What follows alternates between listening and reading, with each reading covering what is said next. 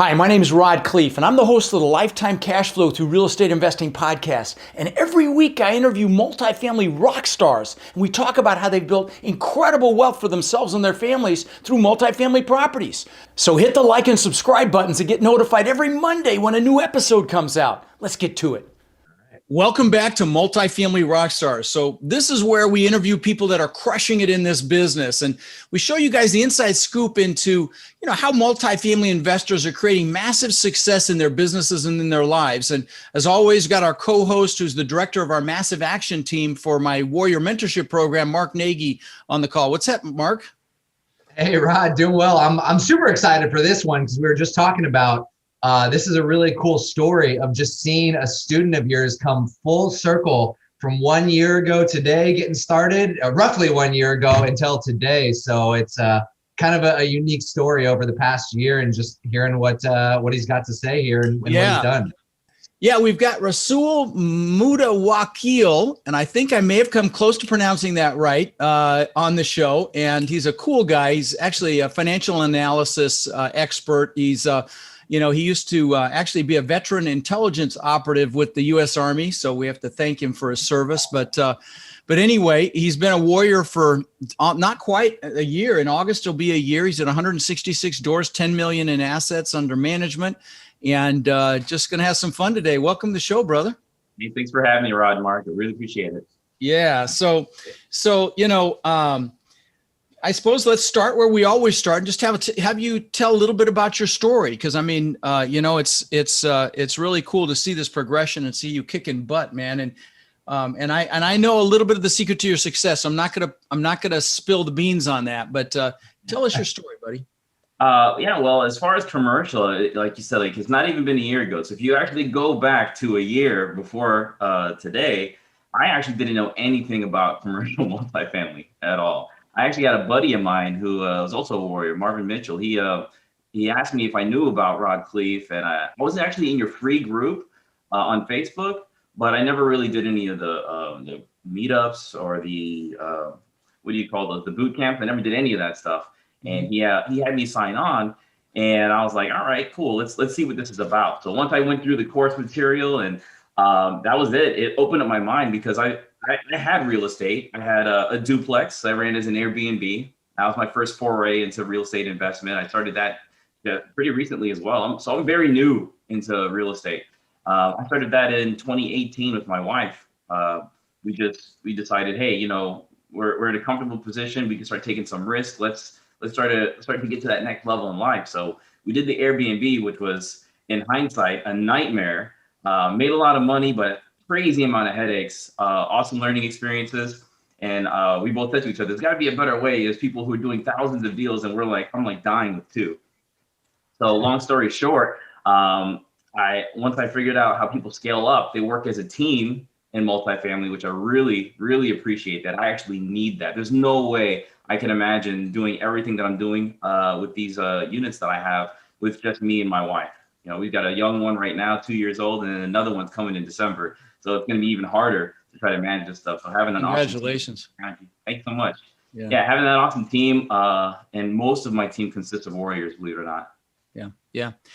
Well, I will say something about you, and I say this to all the warriors, and that is, get connected. And that my most successful warriors, without question, are the ones that are most connected. And you are a connection fool. I mean, I see you post in the Facebook group all the time where you've met somebody, they've come into town, or you've gone to see them or whatever. I think you've done that, maybe 10 times I've seen. It's been a lot. So, just great to see that, and great to see that you listen and actually took action.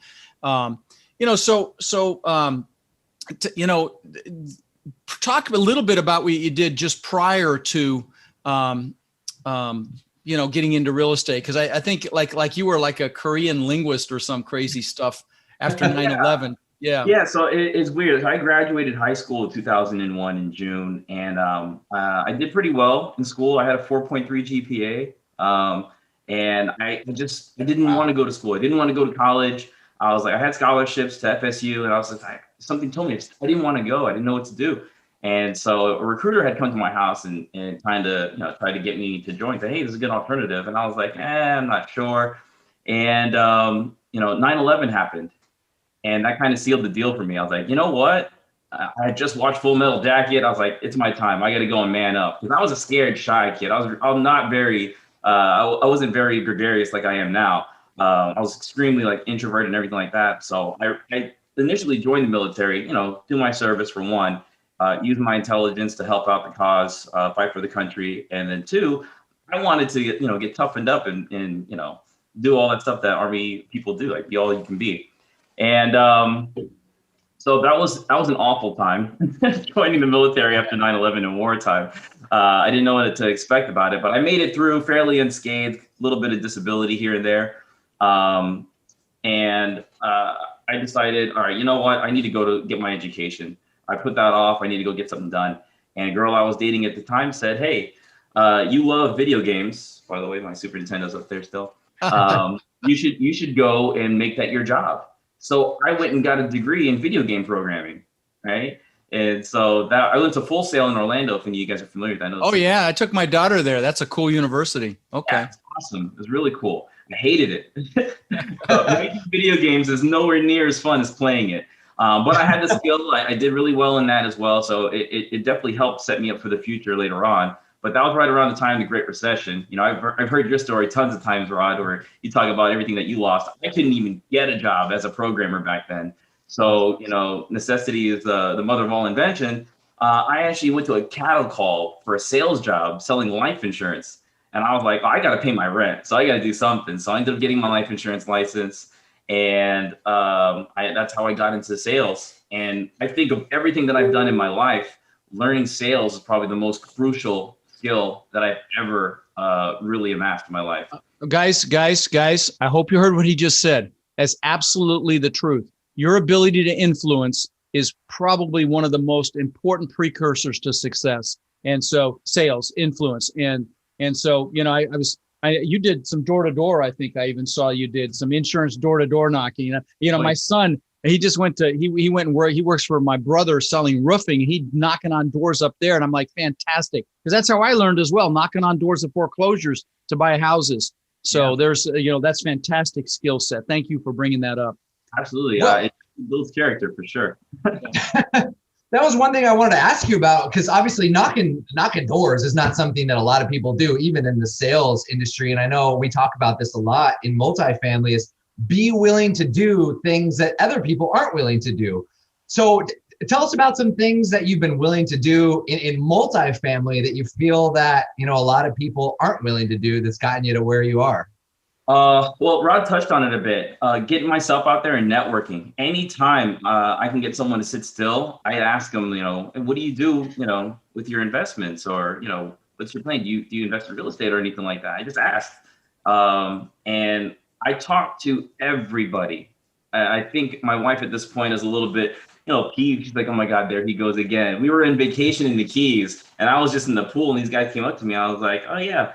They're like, what do you do? I said, I buy apartment buildings. What do you guys do? I do construction. I was like, we should have this conversation, because some of my properties are in Ohio where these guys live. And it just seems like everybody that I talk to is either very interested in wanting to do so. They have no idea how to do it.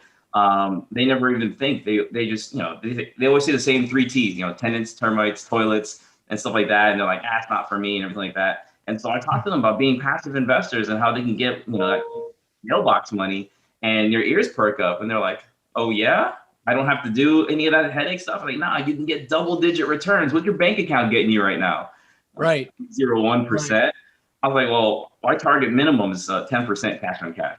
Right. 15% IRRs is what I strive to get for all my investors. And they're like, yeah, here's my phone number. Give me a call. And so love it. Yeah.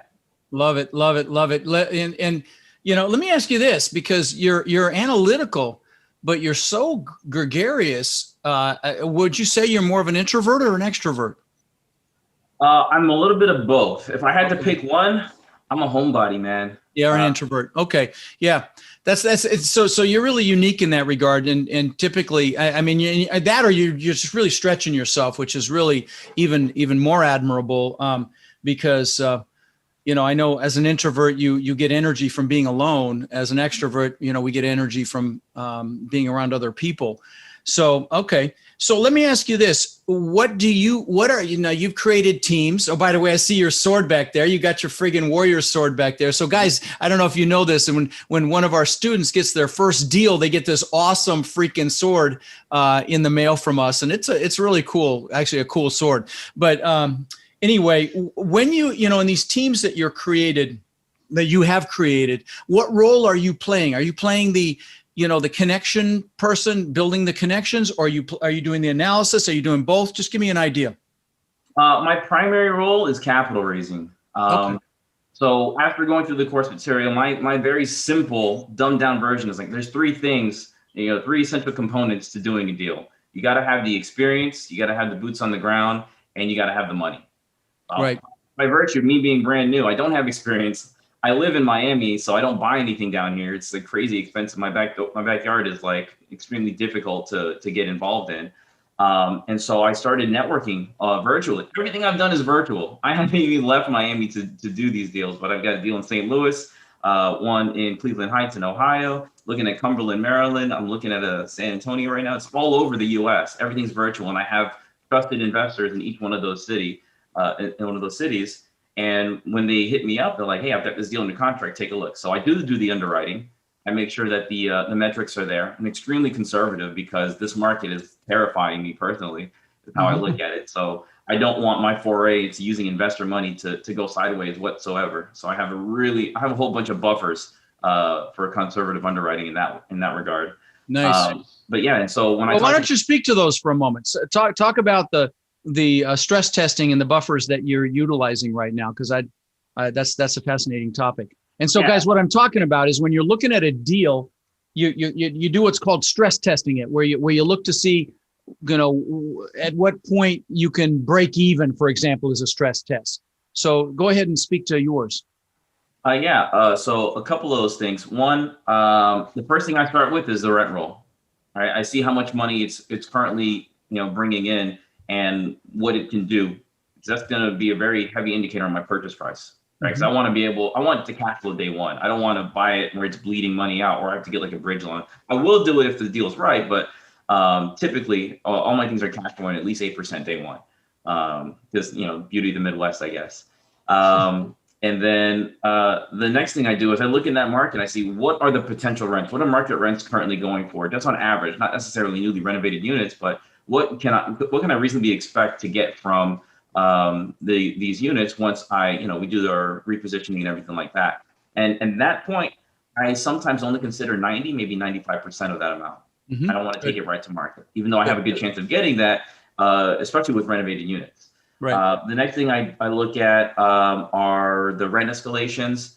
I start off with sometimes people like to do 3-4% average depending on the market. I actually go 0% year one, and then I do 1% year two and 2% year three, and I keep it.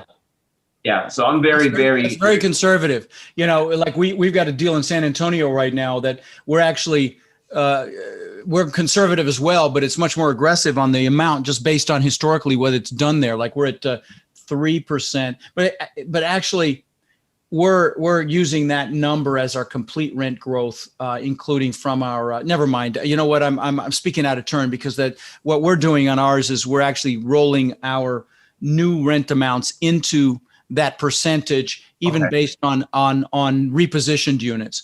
But do you do a break even test, for example? Is that do you ever look at that? Oh yeah, I want to see at what point does my debt service become one, right? And, a lot of times I'm looking at 50-60% because I can only get in on really, really good deals because of how conservative I underwrite. And I fully expect to be a little bit more aggressive, either when I have more of these deals that are progressed further along, or when something happens in this market that just provides a big opportunity to start buying up a lot faster. That's a really good point. So yeah, like just as an example, in this San Antonio deal we have under contract right now, we're raising money for, we can break even at 59% economically occupied, which is really very freaking conservative. Wow. That's awesome. So, it's a screaming deal. Yeah. So I know talking about another deal, Rasool, you mentioned you're working on a 14 unit and you're looking to add 4 units, which is unique. We don't get to talk about that very often. I only hear about those sorts of deals every once in a while. But for the people listening that want to do something like that, what made you decide that, you know, you wanted to add and build brand new units on top of this deal? What was kind of the indicator there? Well, the indicator is actually a lot more straightforward than you think. The guy has 14 units. And 4 units are being used as storage, like on top of the 14. It already has plumbing in there, has running water. All we need to do, you know, they got windows, you just make it studios or efficiencies, and it's going to increase the NOI by 30%. It was a no-brainer. Nice. So let's back into that a little bit. If I could ask, how'd you get in front of that opportunity? For most people listening, they're probably thinking, well, yeah, that is obvious. That's a huge value add. This owner doesn't know what he's doing. How'd you put yourself in front of that opportunity to be potentially closing on that deal? Might be telling on myself here, but I don't look for deals. They all come to me. Everything that I've done over this past year, I used to make the calls, talk to wholesalers, bird doggers, go direct to seller, I was on the phone for hours. I mean, like I say hours, I do my 9 to 5. My job is 6 to 2:30. And after that, my wife takes the kid, leave, I lock the doors. I'm in here going to like 11 o'clock at night. Talking about do what others won't do. Right. So wow. Yeah, I'm up doing all that stuff.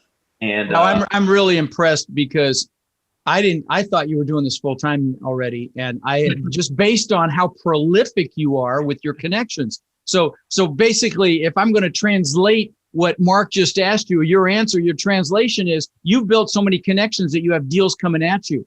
Yep. So guys, again, this business is a team sport. It's a connection sport. And here's a perfect example of someone who not naturally an extrovert has gone out there and built this. By the way, if you're interested in our Warrior Mentorship program, for God's sakes, check it out. There's an application process, but just text the word crush to 72345. Again, just text the word crush because we help you crush it like we have with Rasool.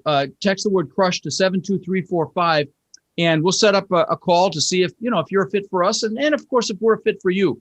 So anyway, so I got to say about that, by the way, if you guys are listening, I 100% believe that all the success I've had in commercial is completely because of Rod and his program and the team that he has providing the support. I had a coach who walked me through when I had deals that I was underwriting, trying to figure everything out. Like I talk about the underwriting right now. I had no idea what any of this stuff meant.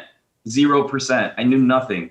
Like when I say nothing, I absolutely mean zero. And the program actually gave me the basis of knowledge that I needed. And I went really hard, right? Because I wasn't doing all the calls in the beginning. When I signed up, I dedicated myself after work, like 3 to 4 hours every single day, going through the course modules, watching the videos, rewatching the videos, taking notes. I got 57 pages of notes that I took on the course because it's very long. And it took me 2.5 months. So my first year, right? I'm coming up here, my first 2.5 months, we're just studying and trying to get my knowledge base up. With a full-time job and kids. And a kid, yeah. And I see pictures with you and your kids. You're not like an absentee dad by any stretch of the imagination. I see that on Facebook. So what do you love? What do you love the most about this business? People. Yeah. Yeah. I know. That's why I said, it's a toss-up. I'm an introvert and I'm an extrovert. Okay. It depends on the scene with other people to being extroverted, but when I'm around other like-minded individuals, it's very energizing. I don't like to go out and socialize and just party and drink for the sake of doing that. But like I went to that Secret X trip earlier this year. Yeah. It was amazing. A whole bunch of people who have the same goal, same mindset. They think the same way. It's extremely refreshing to be out in an environment like that. And it charges me up. And it gives me the motivation to continue finding more people like that and helping more people like that, adding value. Well, you may be an extrovert then. I'll tell you, you may actually be an extrovert. But bottom line is the secret to success in this business is those relationships. And if you truly are listening and you truly are an introvert and you're like, okay, I don't want to do that, then you just align with someone that's not afraid to build those connections. Mm-hmm. and make those things happen. And one thing he just talked about, which is super important, is the power of your peer group. Whether you join the Warriors or not, he was talking about another event that I actually went to as well, from some of my students put together, that went to Costa Rica, which was very cool. And the year before we went to Jamaica, because again, you want to be around people that expect big things of you, that hold you to a higher standard, that aren't intimidated, fearful, or jealous of your success, that aren't going to hold you back. And, who you hang out with is who you become, guys. And so choose carefully. Most people, default to the people they work with or went to school with, but you've got to be proactive and pick people that frankly think what you think is hard is easy. That's why I started my mastermind. And, that where Rasool and I went was a mastermind, bottom line. So, be cognizant of that and get around people that want more. And one other thing on that topic, by the way, is that's why I love these Multifamily Rockstars episodes so much. Obviously, the Warrior Group, that takes it to a whole nother level, but just listening to somebody who says, I've got kids, I've got a family, I literally knew zero when I started this, and a year later, where you at, it just gives you the confidence, right? If other people that are listening right now that are maybe in that exact same situation, you can walk into this knowing that with the right help, like absolutely, you can do it as well. And on that topic, Rasool, I'd love to get your opinion. Obviously, you're very good at networking now. That's your skill set. But what are some skill sets or even mindsets that you think everybody should have getting into this business? The first thing about mindset, I think the mindset itself is just really, really crucial. So I grew up in not the best part of Miami, a place called Perrine. If you guys are familiar with the area, Cutler Ridge area, something like that. And a lot of times, opportunity is not really shown to us growing up. If it wasn't for my dad being the entrepreneur that he is, I would never have even thought to own my own business one day or anything like that. My whole entire vision of success is the same as everybody else. Get a good job, go to college, get a good job, get that house with the white picket fence, 2.5 kids, and then put stock money away in the stock market for 30 years, and then hopefully you have enough when you retire to live on right before the money runs out. That's what I thought what success was. And when you have that shift in mindset, I'm like everybody else, guilty. It's kind of like cliche to say it, but when I got out of the military in 2006, I read Rich Dad Poor Dad.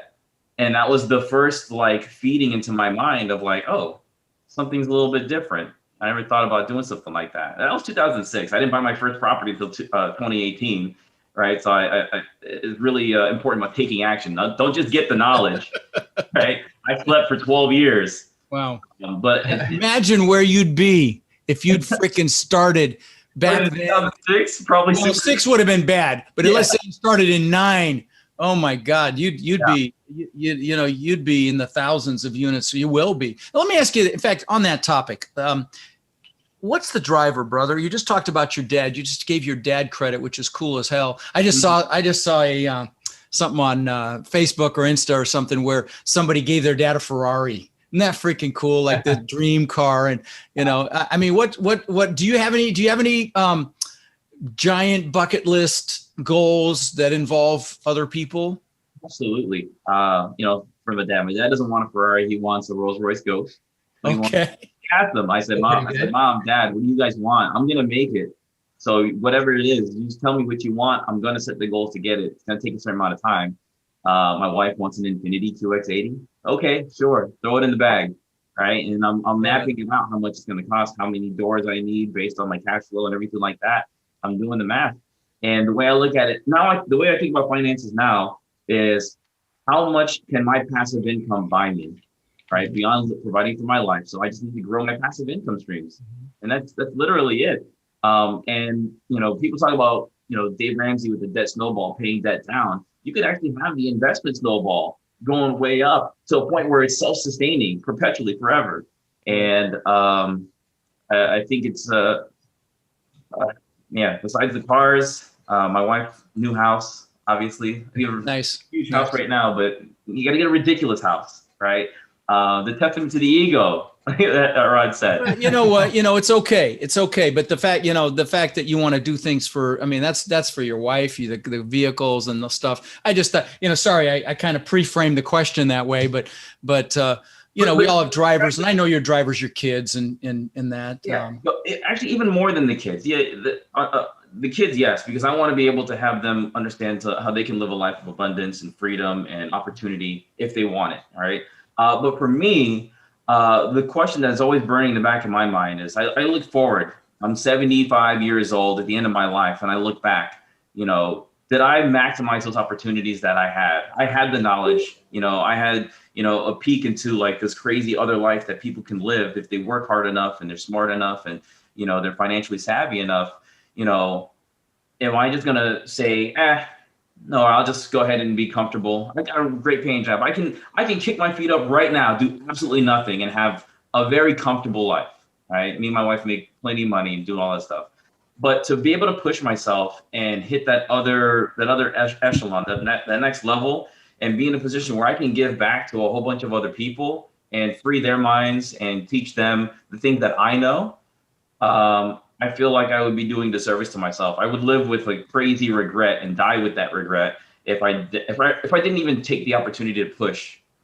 Giving myself 10 years. I'm pushed really, really hard for 10 years and see what it looks like. Come up for air, look around and be like, what happened? And then at that point, I can reassess and then do something else. Love it, man. Freaking love it. Yeah. So Rasool, through this whole multifamily journey, what's some bad advice you've gotten along the way that you think the listeners should maybe look out for and avoid? Absolutely. Underwriting. Bad advice. I've seen this so many times. Please, please, please do not change numbers. That's to make the deal work. I've seen rent escalate. Somebody pitched me a 30% IRR on a full gut rehab on this deal in Houston. 30%. Okay. And I looked at the underwriting. I was like, well, the numbers they're okay. What's happening? There's something I'm missing. And I looked and I peered into it. It was like on one of these hidden tabs. And I opened it, and their rent escalator was 10% for 10 years straight. Oh, okay. Yeah. So don't do that. Don't. The numbers are what the numbers are. You'll find a deal, and I'm gonna tell you right now, I've underwritten personally the deals that I sourced, over 100 deals, and not a single one of them worked. Yeah. And of the deals that I have right now, 4 of them work. That other people had brought to me, and I don't know how many hundreds of deals they had to go through to find it. So it really is finding a needle in a haystack, but the only thing that you have to do is just don't stop looking. You'll eventually find it. Well, you learn from the looking. You learn from the looking anyway. So how the heck are you going to learn if you don't look at kiss a lot of frogs? That's how you learn. I hear people bemoaning it, but that's how you look at enough deals, you get to a point where you can smell if a deal's a good deal. So don't avoid it or bitch about it. Just go through the process and learn and grow and become more and you're a perfect example of that, man. And so listen, I've really enjoyed this episode with you, buddy. You've added tremendous value and just shown what's possible, So if you had, one thing you could tell someone listening that hasn't taken action maybe, or thinking about this, think they want to do it, maybe a little afraid of it, maybe they're in analysis paralysis or whatever, what might you say to that person or those people? Do it. Honestly. And analysis paralysis is the definition of how I used to be. Like I said, I started reading these real estate books back in 2006. I had the knowledge. I knew, I read The Millionaire Next Door. I know how people are buying homes, building equity, doing other stuff, cash out refinancing and doing other things. Like of all the things that I know right now, if I can go back to myself at 23 years old when I got out of the military, I didn't spend a dime. I was an introvert back then, really shy. I had 40 G saved up, maybe on an $18,000 a year salary. I had $40,000 saved up and I blew it all clubbing and drinking in 2 years. It was crazy. But, take that action, and even if you don't know everything that you need to know and how a deal works, the only thing that you need to know is the next thing to do. Yeah. Take that out the way and then figure out what the next thing to do is. If you don't know, call me, call Rod, hit me up, whatever, right? Yeah. Like Dr. Martin Luther King said, take that first step, the next step will be revealed. And that's just how it works. You can drive all the way across the country, only seeing 50 feet in front of you. And you'll make it. You'll hit some obstacles possibly, but other people have done it. And that's how it works in this business as well. Oh, and that's great. I do want to say that too. When you hit those obstacles, that fear of failure is it's a stupid thing to be afraid of, because those failures are how you learn. I made so many mistakes with my Airbnb business, but it made us multiple six figures in making every mistake you could think of: flat roof, water damage, all kinds of bad plumbing, everything that you can think of that can go wrong with the property can go wrong. And we had a whole bunch of seminars going through that. And everything that we learned to make us better on the other side, we were still stronger. Which, like you said, what's hard to somebody else is like easy to me now, the things that people complain about. But you have to go through it. Look for failure, right? Don't try to fail, but don't be afraid of having those lessons come up and teach you what you need to know in order to get to that next level. Yeah, we fail our way to success. You know, I will tell you, if you're not having setbacks or things, you're frankly not trying. Let's just be real about it. Okay, you know who you are listening. Okay, if you're not having setbacks or failures, then you're not trying. And that's how you grow. That's how you become more. And when you lose more than 50 million, come talk to me so I feel better about my $50 million seminar. But, you know, I've had multiple seminars throughout my life, and that's how you grow and learn and become more. Well, listen, great to see you, brother. And look forward. We're having a Warrior Only event coming up really soon. And so all the Warriors will get together yeah. So anyway, good to see you, bud. We'll talk soon, brother. Thanks. Yeah, thanks, Rasool. Rod, I know a lot of our listeners are wanting to take their multifamily investing business to the next level. Now, I know you've been hard at work helping our Warrior students do just that using our ACT methodology, which is awareness, close, and transform. Can you explain to the listeners how they can get our help? You bet. Guys, we've been going nonstop for 3 years, building an amazing community of like-minded people. And our coaching students, which we call our Warriors, have had extraordinary results. They've purchased thousands and thousands of units. And last year, we did over 1,000 units with our students. And we're looking to grow this group and take it to the next level. We're looking for people who want to follow a proven framework that's really step by step, and then leverage our systems and network to raise equity, to find and close deals, and to build partnerships nationwide. Now, our Warrior community is finding success in any market cycle. So if you're interested in finding out more about how you can become more of our incredible network and take advantage of the incredible opportunities that are coming very soon, apply to work with us at mentorwithrod.com or text CRUSH to 72345, and we'll set up a call so you can check us out and we can check you out. Again, to apply, text CRUSH to 72345.